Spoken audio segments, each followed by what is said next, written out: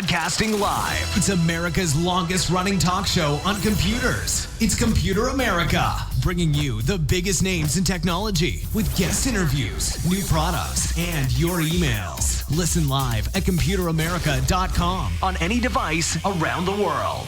Email the show at live@ComputerAmerica.com or find us on social media. Be sure to check out our website for contests, giveaways, show notes, live video stream, podcasts, and more. You're listening to Computer America.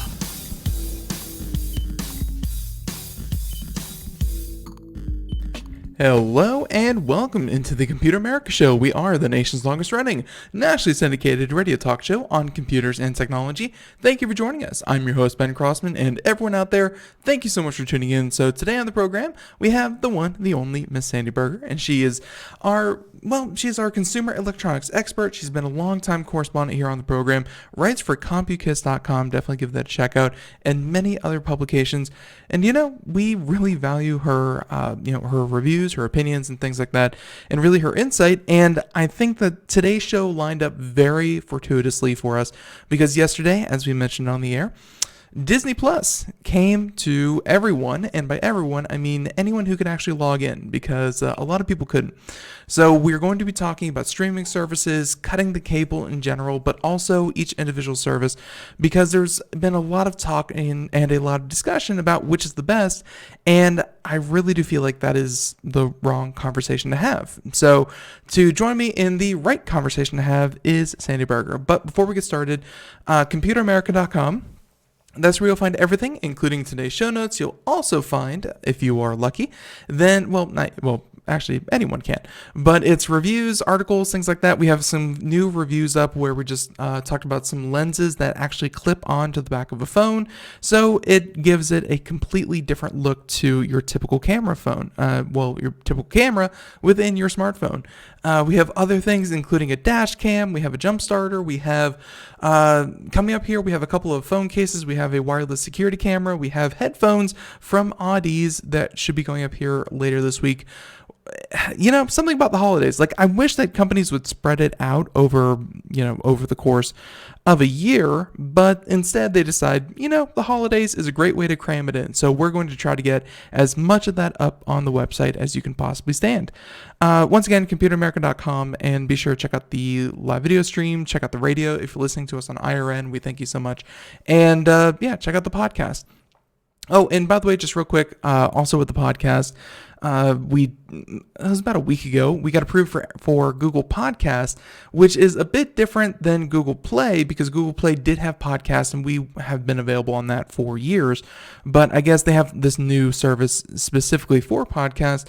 And even beyond that, we just submitted our application for Pandora. So hopefully Pandora should be picking us up here within a week or two. And hey, maybe by the beginning of next year, you can find Computer America on Pandora as well. We're trying to get everywhere that you happen to listen, so you don't have to go out of your way to listen to Computer America. We are right where you are.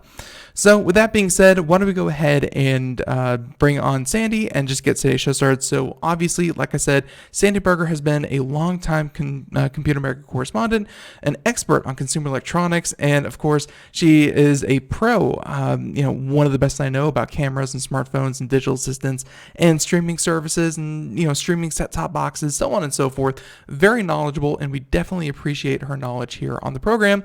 So let's go ahead, get it started, and actually I have to hit one button. And Sandy, welcome back onto Computer America. How you doing? I'm doing great, Ben. Glad to be here. Glad to have you. And obviously, first thing I have to ask is, how's the weather? Because here, it's freezing. It's freezing here. Why? It's cold here, North Carolina. I'm in Pinehurst, North Carolina. It's a bit chilly, but I really can't complain. I'm from Chicago. That I could complain about. Like I said, it's a little cooler than normal, but no problems. Right, yeah. We're also in North Carolina in Asheville, and we just got our first snow of the season yesterday. So that was exciting. And hey, definitely like to see it. Definitely like to see it go away even faster. That's also a good thing, so you don't have to worry about it. But so pleasantries aside, why don't we go ahead, just introduce yourself and why you like to talk about technology and really your mission for coming on Computer America. What's your goal about talking tech with us? Well, I think my goal is really to try to boil things down so that people can understand them. The Compu-KISS website started with the computer world, keeping it short and simple. Well, since then, obviously, we've gone into the cell phone and cameras and everything else that's out there in technology now. But I find that even today, it's difficult for some people to grasp what's going on. And today is a great example of that, because we're going to talk about streaming. And it's not easy for people who have never done streaming before or have always had a regular TV and a cable box. And it's not really easy for them to figure out what's going on and how to do it and how to save money. Absolutely, yeah, and really that's something that people can do if they're smart about it, saving money. And if you're not smart about it, man, are they really good at taking your money as well. That's actually why I'm sure that you obviously are a very good writer. You and your husband are very good writers, and I will say that hey, if you want to put out your own, that's great, but on the website, among all the reviews, but I'm also planning on doing a kind of not what to shop for, but how to shop online because, hey, my parents just the other day asked me, they said that they were shopping for something. They checked Amazon of all places. Who's ever heard of Amazon? And they had it there for a couple $100 less than what they were going to purchase it for. And I was like, well, you should. You should check for prices. You should, check things like Campbell to check the history of the prices to see if it's going to go down. Things like that. Like I feel like there are a lot of nuances that if you're used to it are just kind of second nature to you when you shop online. But I think shopping online is one of those things that, people need help with. It's not as easy just walking into the store and saying, I want that, and you get that. Like you can save a lot of money if you do it right. That's right. That's right. And the same is true for streaming video. Yeah. Let me ask you, Ben, last month when we talked, you were thinking about actually just cutting the cable and getting off your cable TV. Did you do that? See, Craig is still, he's still in my household, and he said from his cold, dead hands. And I said, all right, fine, you get to keep it. So we're keeping our cable provider for now, but he also wants that in addition to a lot of the new streaming services. So we have not been able to make the leap. What about yourself? I made the leap about a month ago. Actually, a little more than a month ago, just before I talked to you last month. I just went down to the cable company, gave them their box and their remote control and said, I don't need it anymore. And the difference in cost, because now they were actually, it was Spectrum, and they were actually providing my internet as well. Mm-hmm. Now, I'm very happy with my internet service. So I kept that, and the initial discount was $100 a month. And I know people, I was paying $150 a month for TV. Yeah. And I know people who are paying $200 a month just for cable TV and internet. I won't name the provider because I like to actually, pick on them a lot here on the show. But yeah, that's about what we pay for cable TV and internet combined. Yeah. Okay. So anyway, there are ways to save money, but you have to be careful. You have to know what you're doing. Basically, you have to be knowledgeable in the streaming area, because otherwise you can add on all these different areas for streaming, and before you know it, you'll be up higher than the cost of that the cable was. Yeah, and that's something that I will say that a lot of articles and other more mainstream media places, something that they were doing that I really didn't appreciate was that they were putting out these articles, and I can only assume that they were sponsored by the cable industry, because they were saying things like, are you really saving money? Is it really more affordable, when you sign up for, and then they go through these insane, or, and maybe not insane to you, but definitely insane to me.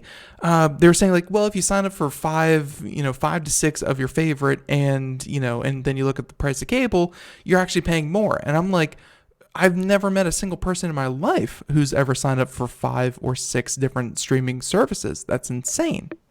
Well, I have. And You're insane. The reason, not that I have done it, but I have met people who have. Oh, okay. Because they tend to choose a service, and then they're not getting the stations that they wanted, so they add another service, then they add another service, then they add another service, and lo and behold, they are over the price of cable. But it doesn't have to be that way. I mean, you can really save money. The first thing I did after I cut the cable was to figure out what I could get for free. Okay. If I don't subscribe to just about anything. Now, a caveat here is I am a Amazon Prime member. So I Right. do get Prime movies, and I consider that part of streaming. However, even without the streaming, I would still be an Amazon Prime member. So they have a lot of other things that, like free shipping and all that I really like. So, And like really, if you break it down and you think about it, of all the people who, if Amazon for some reason, and they would never do this, decoupled the Amazon Prime to their Amazon Prime Video service, I think that the vast majority are in your camp, because I'm in there too, where the vast majority, they get it, they don't use it as often, but hey, they have it. right, right. And Amazon Prime, we should say, is $119 a year. That's for the video, the free books, and all the other freebies that you get shipping. Right. And I just signed up. My husband signed up yesterday. I guess it was yesterday or the day before was Veterans Day. Amazon had a special thing, which if you're a veteran or a military, you can subscribe for $79 for the next year. $79 for the and that's The whole year. well, and I'm sorry to make you repeat yourself. That was for Amazon Prime, or was that just for Amazon Prime Video? That was for Amazon Prime. Period. The video, everything. $79 That's what prices a year used for- to be. That's Yeah. it's very nice of them for Veterans Day to do that. It really was. And unfortunately, it was only for Veterans Day. They had a few days there you could do it. But for any military that's out there listening, or veterans that are out there listening, watch for that next year, because usually Amazon does the same thing every year. So if you didn't get in on it this year, watch for it next year. Yeah, and by the way, for anyone watching the video portion, we have a bunch of. Actually, I'm now that I'm like, we have the library up. Hopefully, they don't DMCA us for this or anything. But there's actually some stuff that I didn't even pay attention. Like Jim Gaffigan, he's actually been on the show. Fun fact, but he's one of my favorite comedians, and it looks like he has a stand-up special original through Amazon. Like, they have a lot of stuff. It's just that Amazon kind of gets this rap for. They cherry pick some stuff from like Sundance Film Festival, and they get a couple of like really big names. I think they're producing like the new Lord of the Rings TV series, or I should say streaming series. But overall, like they're for every Jim Gaffigan original, there's also The Love Guru by Mike Myers. Like their library is filled with a lot of stuff that I don't think that any one person would be completely satisfied with only Amazon Prime Video. I think that's an accurate statement. One thing I will say, anybody interested in old TV shows, I just streamed actually the whole Boston Legal, which was like 7 seasons.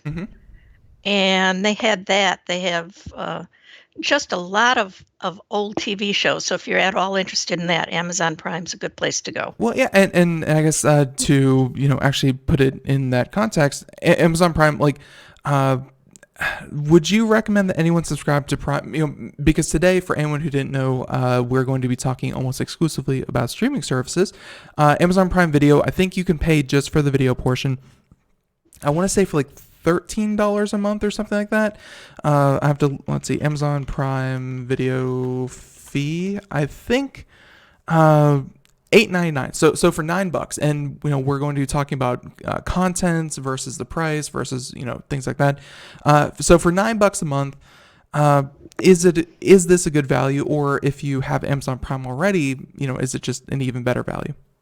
It's a better value if you have Amazon Prime, or in a package, because for $119, you get lots of video, you get music, you get free. They give you a free book every month.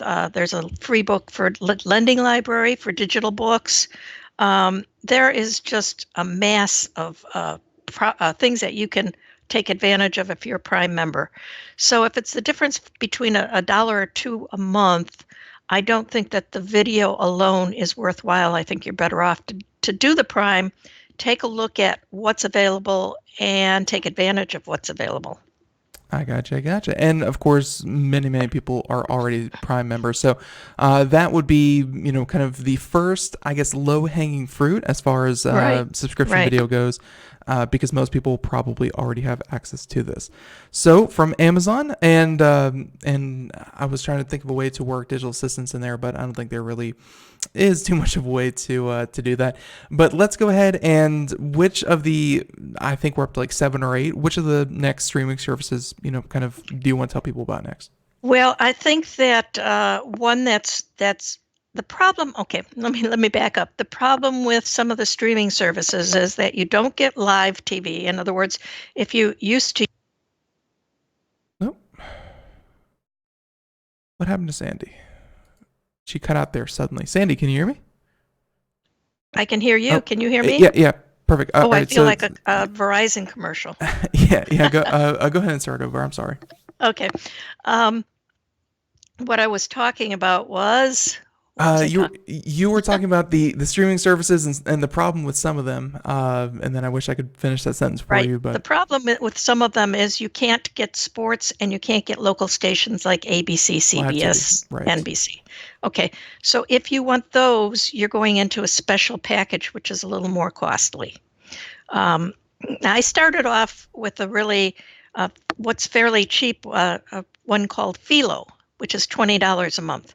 Gives you Hallmark Channel, lots of content, gives you DVR, really an excellent streaming service, but no sports, no local channels.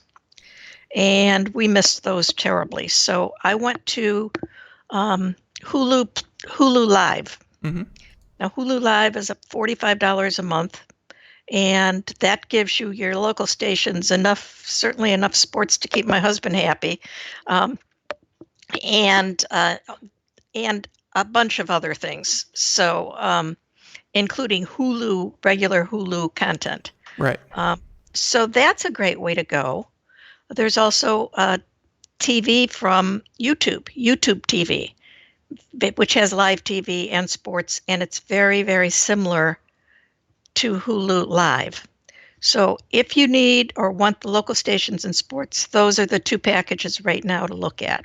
Well, and just real quick, just wanted to jump in and say that, and I think we've talked about antennas here on the show, but antennas are another thing. Like, I know they're not strictly streaming video, but a lot of what you were talking about there with, kind of like live news. Of course, I think a lot of these companies run into issues when they try to record them and play them on other devices, because then they're essentially, syndicating on their own thing, and it's a whole legal mess. But to at least just pick the shows out of the air, because that's what an antenna does, those things are free. And as long as you have an antenna, you can do that. Digital antennas are still a thing. And I'm wondering if you, kind of gave that a consideration before you went with Hulu. There's one caveat there. Mm-hmm. You have to live within, say, 50 miles of the television stations to get a really good signal. True. Now, there are antennas that tell you, I go out to 80 miles away, and most of them don't work, although I have not tried the Amazon antenna that they have, and that is supposed to be better. However, people in my area have tried that, and just about every other one we could think of, and I am not only too far away from TV stations, we're about 95 miles away, and I'm surrounded by huge pine trees, which doesn't help the television signals. So that was not an option for me. Yes, so it won't work for all people. Right. If it is an option for you, if you're not too far from a big city and you can get the local stations or even cable stations that way, that's a good way to go. Right. So, and of course, this is, again, kind of talking about Hulu Live TV. And I did want to also mention that there was this article and, kind of this thing that messed up about Hulu Live and Disney Plus, which we're going to get into, and all this kind of stuff. And essentially, there was this bundle you can get with Disney Plus and Hulu Live. And the reason I bring it up now is that I have heard some people say that they had issues that if they were already a member with Hulu and they were paying for like the $6 one or the $8 Hulu bundle that has ads, and then they try to bundle that with Disney would then have ads as well, and as well as ESPN. You had to subscribe to I think it's like the $12 Hulu bundle, which $12 Hulu has no ads, to get all of them with no ads, and I found that pretty interesting. And you mentioned that it was Hulu Live, but that is not Hulu Live. That is just Hulu itself. There's two versions of Hulu, plain with ads, and one a little pricier without ads. Right, and you had to have the one without ads. Otherwise, if you had the one with ads, then all of the services would have ads included. Right. So and some ads are still there. So if you get one of these stations with one of these streaming services with live TV, you're still going to be watching the ads because it's just like having an antenna or whatever. You're going to get the live feeds, but you'll still have to watch the ads. Right. So that's something else to be aware of. So with that being said, so back to Hulu Live TV, and would you say that Hulu Live, because I think that, and we might talk about YouTube after this, but if people really want, let's say, their local news, or they really want ESPN or live TV, Hulu is maybe your best way to get it, because the shareholders of Hulu, for anyone who cares about the financials of it, Hulu is pretty much split. Almost, I think Disney bought Fox out of theirs and someone else's. Yeah, but essentially Disney has a majority, I think. Yeah, now. but they're all still essentially kind of co-owned by all the major cable companies, so they want their content on there as well. Yeah, and we should say that whether you do Hulu Live or YouTube TV, they both do have a way to record. Now you're recording in the cloud, but as far as you're concerned, interacting with the TV and the remote, it's just like having a DVR. Right. So that's an extra that you get. What would you say, and sorry to step on you here, but what would you say, all of this is very much dependent on a good, kind of interruption-free internet connection, right? Like, if you don't have good internet, then all of this conversation might not be for you. That's absolutely true. You need a good streaming from your internet service, and consistently good. I've got people in local areas that are out in the country, and sometimes they have a good signal and sometimes they don't. Well, if you do streaming TV, that's what your TV is going to be. Sometimes it'll be on and sometimes it'll be off. And you really don't want to be paying for something that you can't get. So you definitely need two things, actually. You need a strong internet service and you need a streaming device. Now that streaming device might be built into your TV. Mm-hmm. If you have a smart TV, they will have all the apps that we talk about, like Hulu and Apple and Disney. They'll have all that built into the TV. If you don't have a smart TV, you have a less expensive TV or an older TV, you will need to purchase a streaming device like Amazon TV, Fire TV it's called, or Roku, or one of those, just to be able to grab the signal. Now, interestingly enough, I have a friend who has a smart TV, and they've been watching Netflix for years, no problem, and suddenly it stopped working. So they called the company that made the TV, and they said, "Oh no, you need a new board to get that to work again."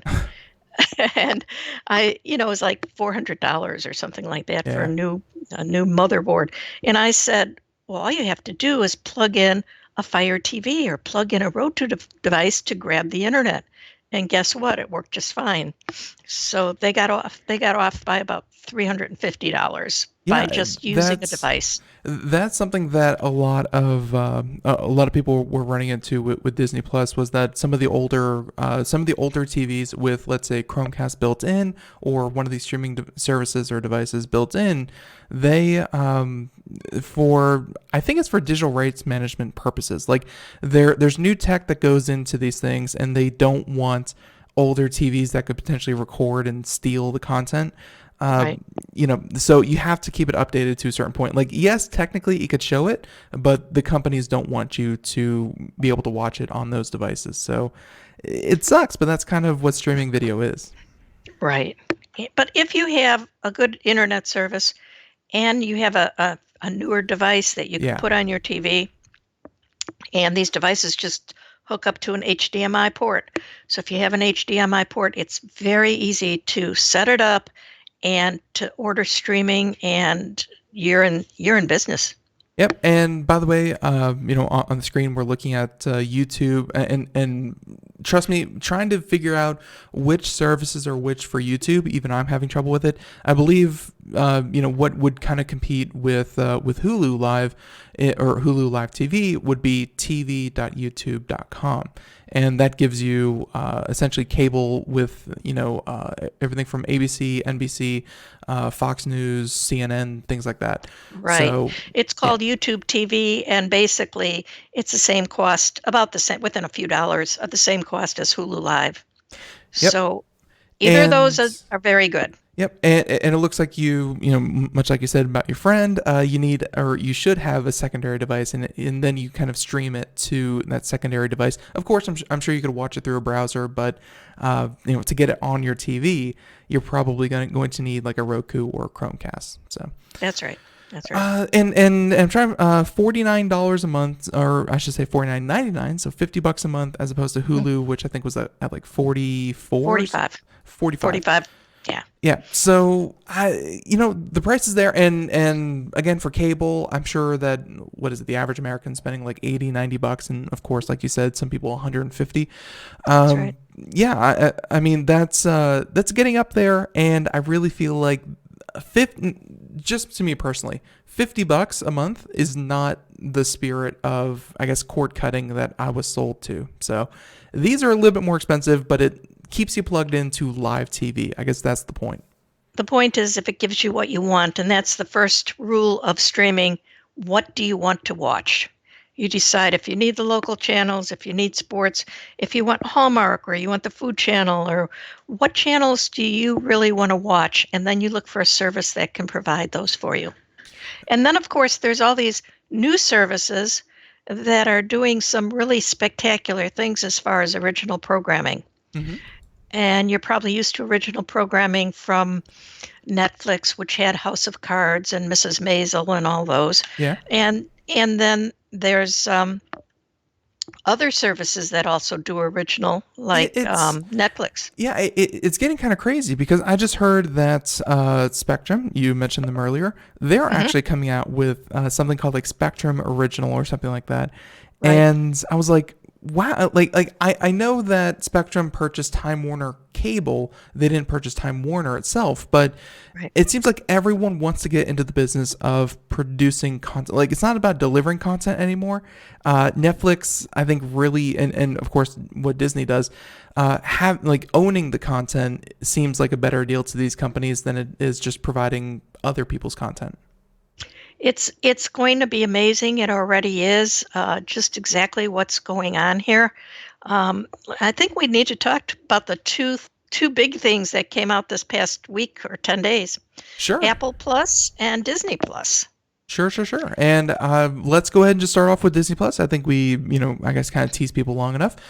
Disney Plus came out, I'm going to say yesterday, for sure. People were having login issues and so on and so forth, but that just means that, and I think I have a story here lined up, right here. So for anyone watching the video portion, Disney Plus already has over 10 million signups. Now, of course, they do offer, I think it's like a 7-day free trial, and many people, they were just going to get anyways, and they could cancel later. But initially, a 10 million person subscription base, that's really that's like Apple Music kind of good. That's super good, right? It's super good. It's right. And they got over 3 million downloads on the apps the very first day. 3 million downloads. So if you heard that there were glitches, and there were, I just can't believe how many people were complaining about it. I mean, this was the first day, actually the first morning, and people were on Twitter and saying how horrible Disney was. Hey guys, it takes a lot to do something like this. They I might have been able to avoid some of the problems, and I do say that. What Apple did is they put theirs on several days early, so you had several days to download the apps. Disney just put theirs on at midnight on yesterday or the day before, and boy, everybody ran to it and downloaded all at once.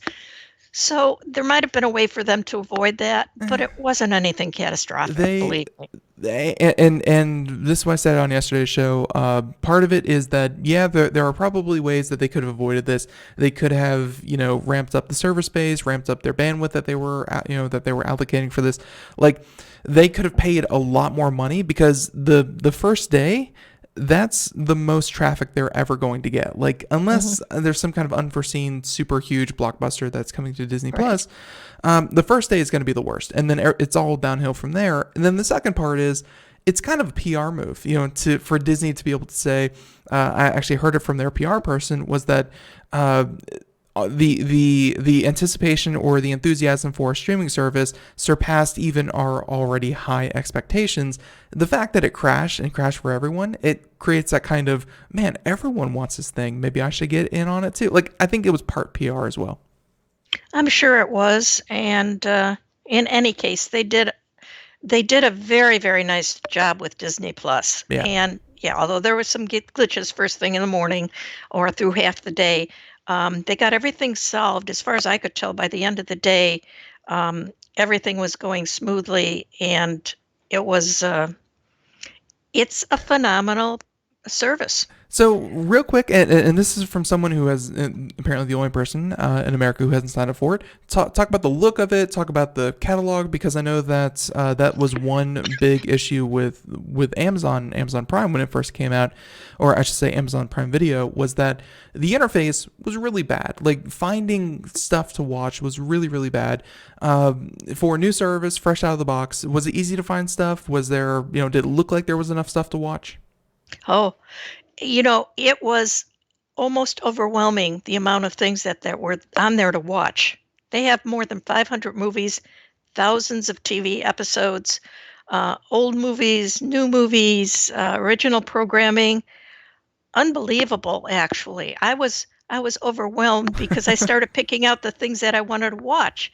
And yes, they do have a place that you can press to put that into your bucket of things you want to watch. And I filled mine almost immediately because they also have Star Wars. I have never seen all of Star Wars, so I want to watch those in succession. Mm-hmm. They have National Geographic, which has a lot of scientific stuff and really, really good stuff. And then they have the Disney movies. Now, I don't care if you're 30 or 40 or 50. There's nobody that doesn't like to sit every now and then and watch a Disney movie. Of course. So, yeah. Although you might not be buying it for Disney or for animation, there is plenty of other things there besides that. Yeah, and really that's one of the things that eventually I will cave when and honestly when I have more time away from work. But when I will subscribe to it, it will be because their catalog and really Marvel. Like I've seen like maybe 5 out of the 23 Marvel movies that are out there in that universe. And I think, if I was reading an article right, they had like 16 out of 23. And this is something that people should know as well. Even though it's a Disney movie, even though it's a Marvel movie, they still have outstanding contracts and, things to work out with other people. Not everything Disney is on Disney, and not all the Marvel movies are on Disney Plus. They're still, kind of rented out to Netflix, to Hulu, to all these other services. The content on these things is going to shift over time. Yes, it is. That's right. And the Marvel movies all the animated movies seem to be on there now, but not all the other movies from Marvel. So Endgame is on there, though. Mm-hmm. That's the latest one. Yeah. I can't wait to watch that. Yeah, and one thing that I heard a lot of people were really excited for was The Mandalorian. If you're watching the video portion, that's kind of the header. That was kind of their big thing, was that it was Of course, Disney's backlog is going to attract people one way or another, but The Mandalorian was, I think, their attempt at something that was very not Disney-like because it's for mature audiences. It was and we can also talk about. I think it's on a release schedule, like episodes for The Mandalorian. It's not like Netflix where they dump 10 episodes of a season out, but The Mandalorian was in the Star Wars universe. It was more mature, and it was exclusively for the service. And all of that together, I think people really reacted to it. Like they liked it. I think they did. There's nothing not to like here.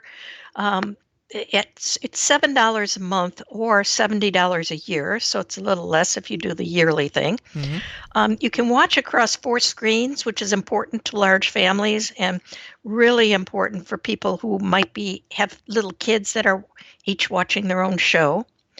You can do 7 user profiles, and on top of that, the 4K HDR resolution is included, where on Netflix, you pay $12 a month, I think. Yeah.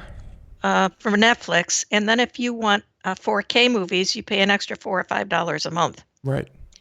For Disney, for $7 a month, they're all included, and I'll tell you, the quality of the streaming was the best that I've ever seen. So I turned. Yeah.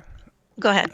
And I just want to mention one thing was that and people will find a way that if you find a way to let's say you find a way to cure broken bones, they will complain that you have put cast people out of business. I have this article here from Engadget saying that Disney Plus cuts off Simpsons jokes because the entirety of the Simpsons are on there, and old Simpsons episodes are in 4:3, which was not high definition, just standard definition. And I guess Disney Plus forces widescreen viewing on all of their episodes. So some of the old Simpsons episodes, the image is actually cut, because the top and the bottom are cut so it can be stretched wider. And I guess some of the visual gags and some of the jokes were cut out from that. But and that's a valid point, because people who like The Simpsons, wanted to see it just the way it was. But there are a lot of things that Disney did where they took these old movies and made them into 4K. I found one, my husband started watching it, Sound of Music. Mm-hmm. And we have a very, very good LG color TV with 4K and everything. Yeah. It's got a great picture. And I was amazed at the details on the screen. It was better than anything I've seen from Netflix 4K. It was just spectacular. No, I also watched it on a regular. When I say regular 4K, I mean a less expensive 4K machine, television, and it looked very, very good. But the quality of the streaming is, I think, superior to Netflix, and it's $7 a month instead of $16 or $17 a month. Yeah, and really that price, it doesn't seem like a lot, but once again, if you want the live TV and you want, maybe one or two, you're already up to like $45 for the live TV, and then you start adding on, $6, $7, $14. I guess what you're kind of getting at there is that people are only going to choose maybe one or two, and, even though it's a very small difference in price, it's going to make a difference. That's right, it is. And you also asked me previously about the screen navigation and how things are in Disney Plus. Right. And I thought they were excellent. There's different ways to look for everything. And the one thing, all right, so across the top, they have their divided by Pixar and Disney movies, Star Wars, National Geographic. Mm-hmm. And then there's navigation down the side where you can see all the movies, all the TV shows. There was one thing to me that I thought was missing. I wanted to know, I saw all the Star Wars movies in there, but I just wanted to see the Star Wars movies, nothing else. All the Star Wars movies, and I finally found it today. I was looking at it. I went to search for something. Under search, they have an Explorer. Yeah. And under that Explorer, they have all the Star Wars movies, Princess movies, Muppet movies. Marvel Animations. Everything Star Wars related. Yeah, everything in there. So check out the search button if you get this Disney Plus. Right, yeah. And I think there was even like a 1980 Muppet Star Wars Christmas crossover thing or something like that. Oh, they have so much on there. It's actually unbelievable.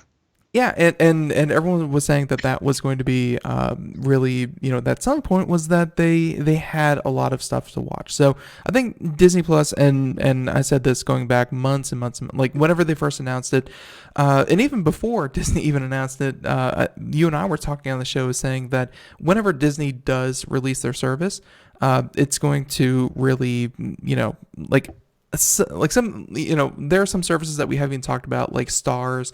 HBO is doing better than most, but you have, I think like AMC has their own with like the Hallmark Channel as well. Some of these other services are not getting any kind of traction, but Disney was just going to hit the ground running. Like we all knew that. Well, yeah, you knew that because they have spent the last 5 years buying up Pixar and all these other entities that had services, that had content that they were looking for. So it was obvious to both of us before they even came on board. Matter of fact, a couple months ago, Disney offered a special for their what's called D23 subscribers, which was about $4 a month if you signed up for 3 years. I thought that was spectacular. I knew it was going to be good. Yeah. And I went ahead and signed up for 3 years. But at $4 a month, it's a little more than $4, but it was still under $5. Such a deal, and I'm not disappointed. Now that I've seen it, I'm not at all disappointed. So, and a couple things here. I found this article. We'll throw it in the show notes, and it's from Engadget, Disney versus the competition, the biggest bang for your buck. This number here, I really want to highlight. So, two things here. First of all, Netflix has spent $1 billion plus year over year building new content. So even if because they saw the writing on the wall, they saw that Disney and Fox and like ABC and NBC and so on and so forth, they saw that they were going to come out with their own streaming services and they were going to pool their content. So Netflix decided, hey, we have to build out our own library, and they did. As it shows here on the screen, 1,000 plus original programs on Netflix. That far outshadows things like Disney Plus, even though, like you said, all the content, which a lot of it is the backlog, which are, some of the biggest movies to ever hit theaters, some of the biggest programming, and, things like The Simpsons. When you have like 28 seasons of The Simpsons, like, yeah, it's a lot of content, but it's still just, The Simpsons. So Disney Plus at launch has 10 originals compared to, again, over 1,000 from Netflix. But my point by saying that is, I don't think originals really matter all that much, because for the longest time, the biggest shows on Netflix were The Office, Friends, and like Parks and Recreation, which were all other people's content. Like, originals are great. Good job, Netflix. And trust me, everyone else is coming out with their originals. But I guess if you really have that one show that you just can't live without, maybe that might be more of an appeal than originals. Yes, you're absolutely right. Like I said previously, sit down, decide what you might want to watch, what shows you might want to watch.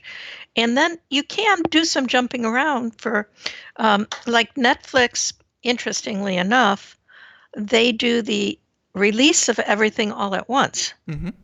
So if you've got, they come out with something that you really like, you could actually subscribe, watch it all, and then unsubscribe. Yeah. Now, the others are preventing this sort of thing by, as you said earlier, release one episode a week.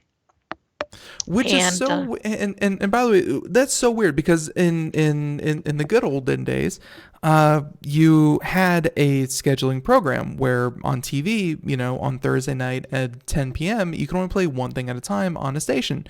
It made sense to release things on a weekly basis, but on a streaming service, The only reason for that is to keep people subscribed, I guess. And I don't know if that's Well, there's one patronizing. other reason. Oh It's yeah, not. what's It's that? to keep people subscribed, but also to build up some emotion over it. Hey, did you see what's it called?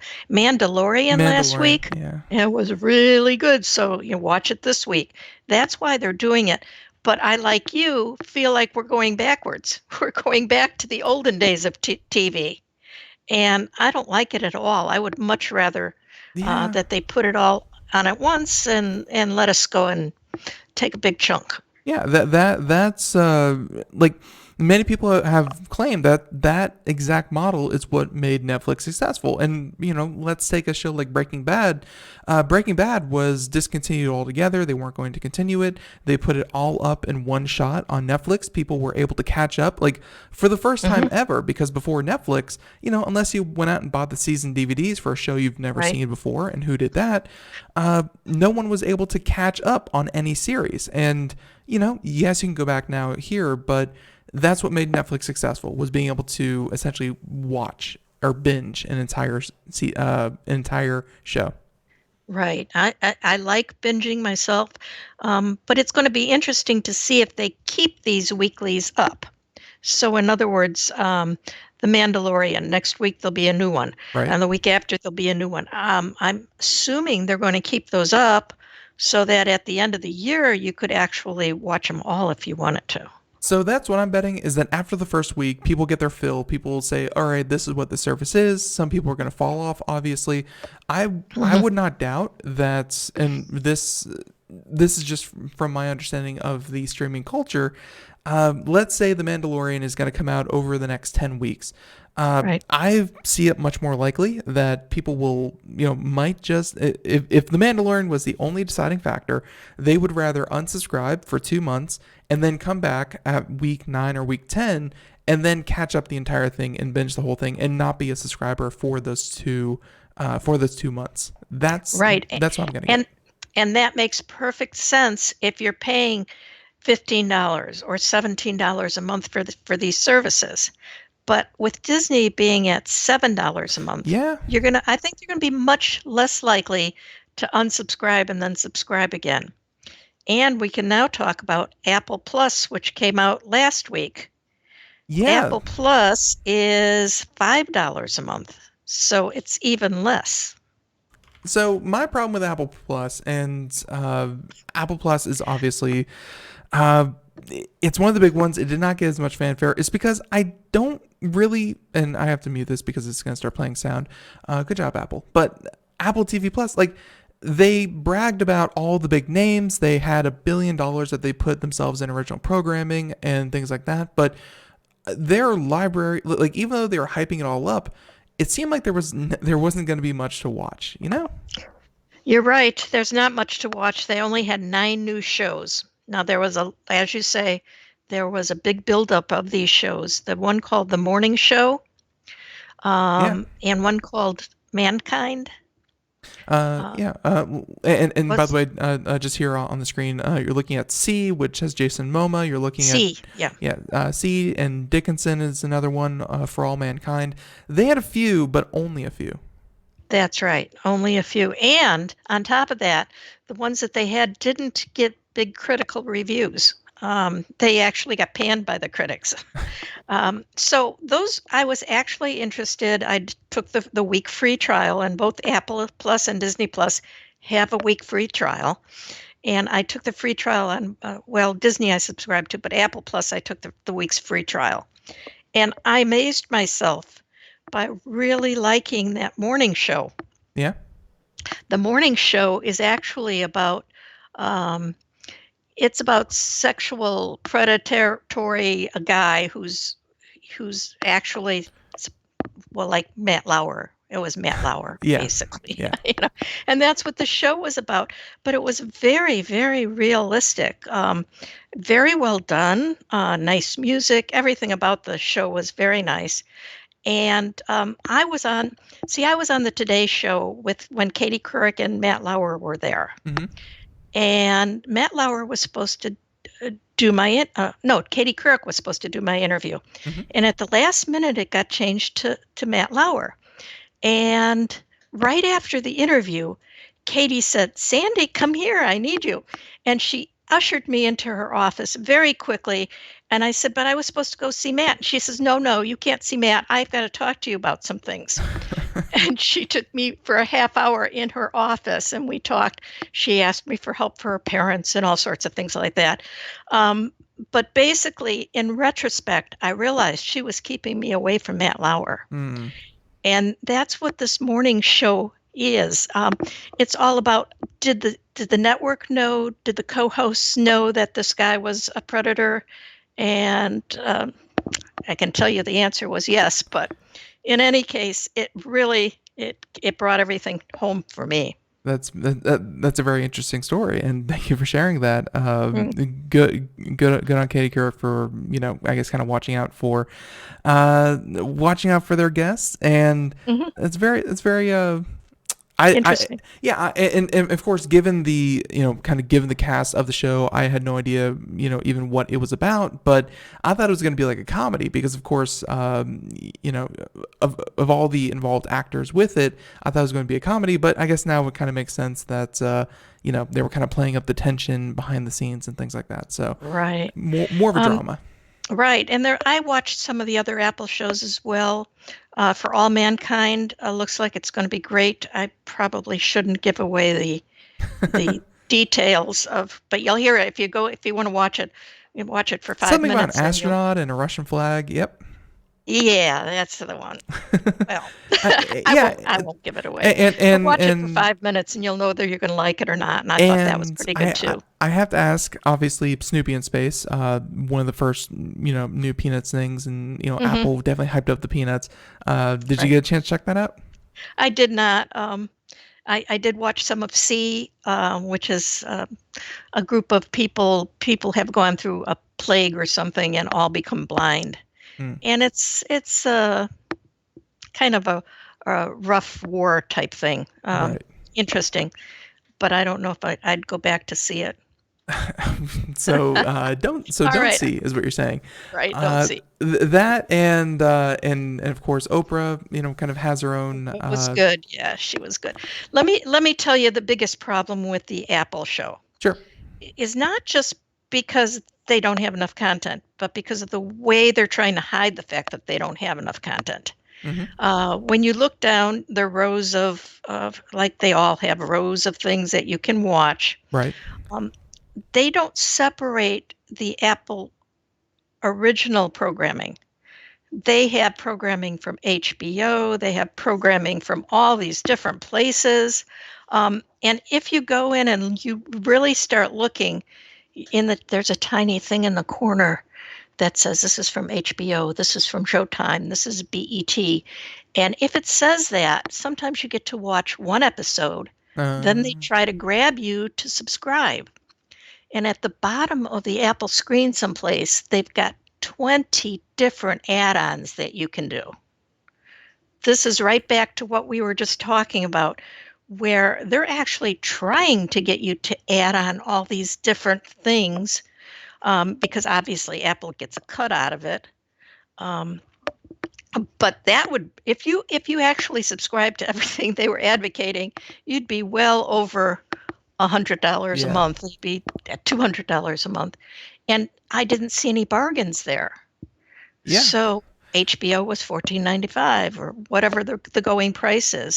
So It's not even like if you went through Apple, then you would save, or you'd be able to save through bundling or anything like that. No. right, and this was also the problem was you had to actually either look very very closely or try to play the movie before you realized that it was a come on and they were trying to get you to buy something else. I can see where that level of essentially bait and switch, or just like even like a non-starter, where like it's like, all right, I'm gonna sit down and I'm gonna watch some House Hunters, and you watch one episode, and they're like, all right, well, one episode's done, now go watch or go subscribe to this, and you can watch Subscribe the rest. and they watch more. Yeah. And like Not a good tactic. I completely agree with you. That is not how you kind of attract customers, because like what Netflix did was, if they made a deal like that, then they at least got, if not every season, most seasons. If they got, part of a show, they would get as much of the show as they could, and not just kind of like a false lead to it. And I did want to say one more thing about Apple, this Apple TV Plus service, was that I feel like they're going to have good numbers for a little while, because if you purchase any iPhone, iPad, iPod Touch, Mac, or Apple TV, and some of those devices, like the iPhone, sell very, very well year over year, every one of them is going to count as a subscriber, because you get a free year of the service. Right. And that's nice if you buy Apple products regularly, or you need something right now. Then Disney Plus would probably be a nice add-on to have. Yeah. But even though it's only $5 a month, I really compare that to the $7 that Disney is and say, wait a minute, there's not really enough content here. Plus, they're trying to get me to subscribe to other streaming services. And that was very upsetting to me. Yeah. I didn't like that at all. I think they're going to have to change that. I think they will change it after they see people either quitting after the free week, or quitting after the first month. After they've seen everything, looked at it, then quit. That is not the spirit of a streaming service at all. And I'm sure that Apple, I'm glad that they are producing their own content, because this is something that Apple has never really done, where they, kind of produce TV shows and, streaming shows like that. I just hope they get smarter about the service. But I will say, in like these last 3 minutes we have you, Sandy, let's pretend, and I know you just went through this, but let's, any kind of helpful advice you can give to people. Let's pretend someone listening says, all right, fine, I'm canceling subscription, but I want the most content for my buck. Like, I want to save money and really not lose anything and get a lot of great stuff to watch. Do they start with buying a streaming device? Let's just pretend they don't have one. Right. Which services would you recommend in conjunction with others, and which ones, get people started? Well, Netflix is a great service. No ads, by the way. Apple Plus and Disney Plus do not have ads, so that's great. But it depends how much you're willing to give up. In other words, do you need a DVR with some of these stations, or how are you going to handle it? So there's a lot to actually think through. So if you ask what's good for the price, Netflix is not. Disney is the best bet for the price, but you have to actually want to watch the movies that they have. Now, they have a lot. And I certainly found tons of things for me to watch, but not everybody will be interested in the same thing. You might go with something like Philo for $20 a month, Disney for $7 a month, and you've got plenty to watch. Now, not necessarily any local stations, but if you can get local stations and sports through an over-the-air antenna, then you can easily cut it down to $27 a month. Versus 100 or 150 or 200. Now, there's other streaming services coming on board now. NBC is going to have Peacock, and NBC has, like Disney, a ton of good videos and content. And then HBO is changing from what they have now to additional things involved. So in the near future, the next few months even, there's going to be more and more to talk about with streaming. I definitely can't wait for it. And I will say that my prediction going forward, a couple of these are going to combine or make deals, so that if you get one, you get another, just like the whole Hulu, kind of Hulu Live TV with some of the other bundles. But I will say one prediction that I will stick to until it happens. Disney Plus coming out at this price. It's great. I love it. There's going to be ads on Disney Plus. Like, I don't see Disney Plus staying at that price. Like, no, like all streaming subscriptions do go agree. up. There's going to be ads. Ads are coming. Well, we'll see about that. I do believe that the Disney price is going to go up. So the $12.99 a month for Hulu, Disney, and ESPN if you can get your local stations over the air, or you don't care about the local stations, that's a pretty good thing that you could get into right now. Yeah, maybe the yearly subscription, and maybe if you have young Right. kids in the house, or you just know that you're going to be a Disney fan for the next year, lock that in, because that price is going up, and I think the ads are going to be here sooner than you think. But I will say, Sandy, hey, we're flat out of time. I was very skeptical whether or not we could make an hour show kind of flow with just talk about streaming services. And like I said, we didn't even talk about some of them. So Right. very interesting. And I want to thank you so much for coming on the show again. Okay, we had a good time. I hope everybody enjoyed. Absolutely, absolutely. Thank you for your advice. And of course, we'll work on our schedule, make sure we're all set up for next month. But we may have to reschedule January. So for everyone, January, we should be out at CES 2020. So Right. hey, it should be a fun time. So Sandy, until next time, thank you so much. Have a good one. All right, bye-bye, everyone. All right, everyone, and there she goes. And everyone, hey, there's the music. So everyone, there she goes. And thank you so much for tuning in to Computer America. Until next time, have a great day. Thank you. Stay warm. And hey, until tomorrow, we should be here Monday through Friday, 4 p.m. to 5 p.m. Eastern. Everyone, have a great one.